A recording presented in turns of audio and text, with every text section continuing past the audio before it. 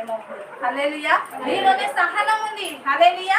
నీలోనే సహించే గుణము, దేవుని ప్రేమ, వినయము, దీర్ఘశాంతము నీలో ఉంది కాబట్టి దేవుడు నీతో చెప్తున్నాడు.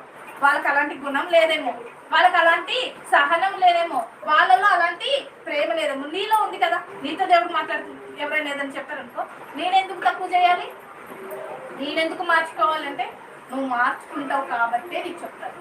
నువ్వు తక్కువ చేసుకుంటావు కాబట్టి దేవుడు నీతో చెప్తున్నాడు. నాకెందుకు చెప్తావు, పోయి వాళ్ళకి చెప్పొచ్చు కదా అంటావు. వాళ్ళు అలా చేసుకోలేరు కాబట్టి దేవుడు మనతో చెప్తున్నాడు. మరి యేసుప్రభువు వారు ఎలా క్షమించారని, యేసుప్రభువు వారు ఎలా సహించారు, యేసుప్రభువు వారు ఎలా ప్రేమించారు, అలా ప్రేమే ఈరోజు మన రక్షణ, అలాంటి సహనమే ఈరోజు మన స్థితి అయింది. కాబట్టి ఐక్యతను, సమాధానం అనే బంధము చేత సహించుతూ, ఓర్పుతో, ప్రేమతో ఏం చేయాలంటే మనము కాపాడుకోవాలని దేవుడి ఇక్కడ మనతో మాట్లాడుతున్నారు. కాపాడుకుందామా వద్దా?